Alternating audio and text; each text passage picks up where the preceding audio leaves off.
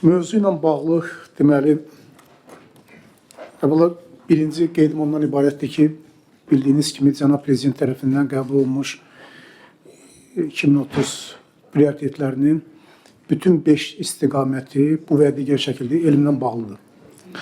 Və icazənizlə bir deməli peşəkar məsələni qeyd eləmək istəyirəm. Ümumiyyətlə, Cənab Prezidentin Amiyadakı çıxışında mən düşünürəm ki, o tarixi bir çıxış idi və bir xeyli mesajlar oldu və Amiyanın tribunasından bu çıxışın səsləndirilməsində xüsusi bir rəmzi mənası var idi. Çünki bu artıq belə deyək ki, elm əsaslı inkişafdır. Çünki iqtisadiyyatın bundan sonraki inkişafının belə deyək ki, istehsal amilləri nöqteyi nəzərdən 3 parametri var. Üçü də elmlə bağlıdır.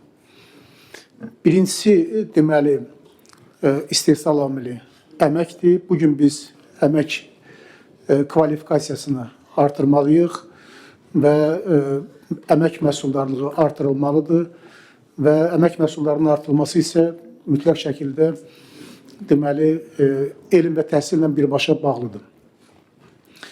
İkinci istiqamət kapitaldır. Kapitalın deməli, biz istehsal amili hesab edirik və kapital texnologiyalarla bağlıdır. Texnologiyalar Azərbaycanda biz kiçik ölkə olduğumuza görə çalışmalıyıq ki, daha çox fundamental tədqiqatlardan çox tətbiqi istiqamətə gedək və tətbiqi texnologiyalara baxaq.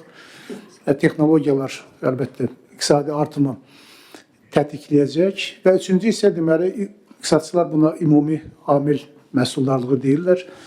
Ümumilikdə biznes mühiti, qaydalar, bunlar da deməli, elmin əsasında yenilənməlidir. Və bax, bu üç, belə deyək ki, istehsal amili iqtisadi artımın sürətləndirilməsini şərtləndirən əsas məsələdir. Bildiyiniz kimi, etiraf eləmək lazımdır ki, Azərbaycanda iqtisadi artımın sürətlənməsi ilə bağlı potensial var. Yəni, yumuşaq şəkildə desək belə, biz bu istiqamətdə getməliyik. Bu, deməli, konseptual strateji baxışdır 22-26 sosial-iqtisadi inkişaf strategiyası nöqteyi nəzərindən. İkincisi, deməli, ən çox müzakirə olunan məsələlərdən biri ümumiyyətlə modelin müəyyən olmasıdır. Biz ümumiyyətlə hansı modellə istəyirik ki, elmi inkişaf elətdirək.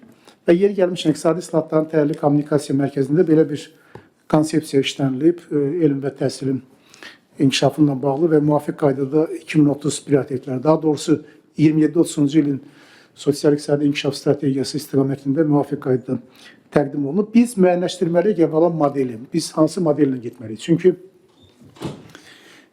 postsosialist məkanında, belə deyək ki, xüsusən də ki, Rusiya və Çin modeli, bunlar Elmlər Akademiyası modelini saxlayıblar. Çində bu daha mərkəzləşdirilmiş qaydada həyata keçirilir. Amma deyək ki, Şərqi Avropa ölkələrində indi, belə deyək ki, Elmlər Akademiyası modeli demək olar ki, yoxdur və bu daha çox, belə deyək ki, digər modellərlə əvəz olunub. Çində mən sizə deyim ki, Elmlər Akademiyası 100-dən çox institutla, belə deyək ki, xüsusən dövlət dominantlığıyla çox uğurla fəaliyyət göstərir. Bu bir modeldir. İkinci model daha çox Amerika Birləşmiş Ştatları, Böyük Britaniyanın təqdim elədiyi modeldir. Burada daha çox bəli, özəl sektorun liderliyi əsasında qurulmuş bir modeldir və universitet bazalı modeldir, yeri gəlmişən. Universitetdə elm, təhsil və iqtisadiyyat birləşir. Üçüncü model daha çox dövlətin, belə deyək ki, dəstəyi ilə, dövlətin sifarişi ilə, amma özəl sektorunda cəlb olunmasıyla, universitetlərin, tədqiqat mərkəzlərinin cəlb olunmasından həyata keçirilən modeldir. Məsələn, Koreyada buna triple helix deyirlər. Yəni ki, başda Samsung olmaq şərtində LG və s. Onlar daha çox, belə deyək ki, dövlətin sifarişləri əsasında bu işləri görürlər. İsrail bu modelə çox yaxşı bir nümunədir. Yəni ki, dövlət xüsusəndəki müdafiə sənayesi texnologiyaları, süni intellekt sahəsində bəli, öz sifarişlərini verir və belə deyək ki, elmin inkişafını həm istiqamətləndirir, həm də tətikləyir. Türkiyə çox böyük, belə deyək, fəxarət hissinə demək lazımdır ki, bizim dövlətimiz Türkiyədə bu istiqamətdə çox böyük uğurlar qazanır. Bizdə hansıdır? Onu icazə verin axırda. Deməli, əslində qalsa Müşahid müəllim bu sualı verdi. Bizim Bu yaxınlarda bir mərhələ söhbətimiz olmuşdu. Və elə mən belə deyək ki, o müsahibənin tezisləri əsasında danışıram əslində qalsa. Və biz indi, hörmətli Fərhad müəllim, biz bax bu 3 oturuşmuş modelin biri üzrə seçim etməliyik. Və cənab prezident əslində qalsa AMEA-da çıxışında əsas tezisi dedi. Mənə elə gəlir ki, cənab prezident müəyyənləşdirdi. Cənab prezident dedi ki, elm, təhsil, iqtisadiyyat üçbucağı. Bu, belə deyək ki, bunun fəlsəfəsidir. Dövlət, özəl əməkdaşlığı isə bunun, belə deyək ki, təşkilati formasıdır. Yəni, artıq cənab prezident bunu müəyyənləşdirib və indi Elm Təhsil Nazirliyinin və Elmlər Akademiyasının birbaşa vəzifəsidir ki, cənab prezidentin müəyyənləşdirdiyi bu istiqamətlər üzrə müvafiq konseptual sənədi 27-30-cu ilin sosial-iqtisadi inkişaf strategiyasına təqdim eləsinlər və beləliklə biz, belə deyək ki, modeli tapaq, inkişaf eləyək. Çünki Qlobal İnnovasiya İndeksində mən rəqəmləri səsləndirmək istəmirəm, bilirsiniz, yumuşaq desək, bizim inkişaf potensialımız çox böyükdür. Və həm biliklərin, deməli, difuziyası, həm də biliklərin mənimsənilməsi. Difuziya odur ki, biz ixraclar nə qədər elm, texnologiya yüklü məhsulları ixrac edirik, həm mənimsənilmə odur ki, nə qədər elm, texnologiya yüklü məhsulları, xidmətləri biz idxal edirik. Hər ikisindən bağlı bizim böyük imkanlarımız var, potensialımız var ki, belə deyək ki, sürətlə irəli gedək.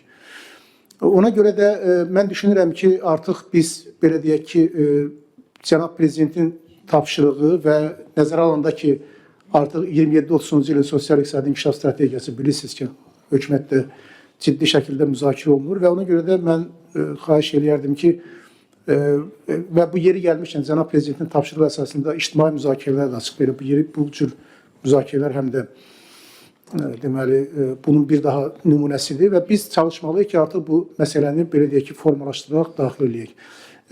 Azərbaycanla bağlı məsələdə, deməli, bəli, cənab prezidentin rəhbərliyi ilə islahatın bir hissəsini artıq biz, mənə elə gəlir ki, geridə qoymuşuq. Xüsusən də ki, Elm Təhsil Nazirliyi, deməli, Elmlər Akademiyasının bir çox institutları o nazirliyə keçib, sonra nazirlikdə bilirsiniz ki, o institutların bir hissəsi birləşdirildi, optimallaşdırma həyata keçirildi. Və indi burada Zahid müəllim də, Rasim müəllim də qeyd elədilər. Bizdə elmlər doktorlarının, fəlsəfə doktorlarının sayı ilə bağlı, tədqiqat məsələlərlə bağlı mən o statistikanı sadalamaq istəmirəm. Amma yenə demək istəyirəm ki, burada bizim böyük bir potensialımız var. Yekunda nəyi demək istəyirəm? Deməli, cənab prezident dillə bağlı bir çox vacib bir məsələni dedi. Elmlər Akademiyasındakı çıxışında. Və mənə elə gəlir ki, o qədər dərin bir məsələ idi ki, əlbəttə, indi biz onun çalışacağız. Mən burada onu, belə deyək ki, bir neçə konferans lazım, kitab lazımdır ki, onu tam izah eləyək. Amma Azərbaycan dilindən, türk dilindən bağlı bir məsələ mən sizə deyim.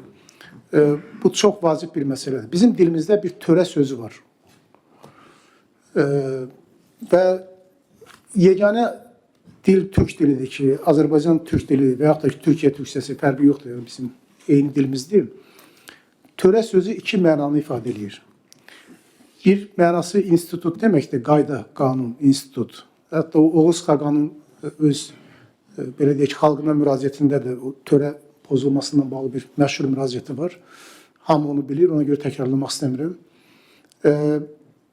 Törənin bir mənası qayda, qanun, institut deməkdir. Hansı ki, o institut elə belə məsələ deyil. Keçən il Daral Nacimoğlu sayınız deməli, buna görə Nobel mükafatı aldılar. İnstitutun inkişafa təsir nöqteyi nəzərdən. Törənin ikinci mənası da biz bilirik ki, törəmək artmaq deməkdir. İnkişaf eləmək deməkdir. Yeganə dil türk dilidir ki, institut, qayda, qanun və inkişaf bir sözdən ifadə olunur. Ona görə də mən düşünürəm ki, cənab prezidentin dillə bağlı dediyi möhür tezisi biz, belə deyək ki, özümüzün bundan sonraki inkişafımız üçün təkcə özə elm, təhsil, iqtisadiyyat yox, ümumilikdə inkişafımız üçün əsas, belə deyək ki, mottoya, ideya çevirməliyik. Təşəkkür ederim, sağ olun.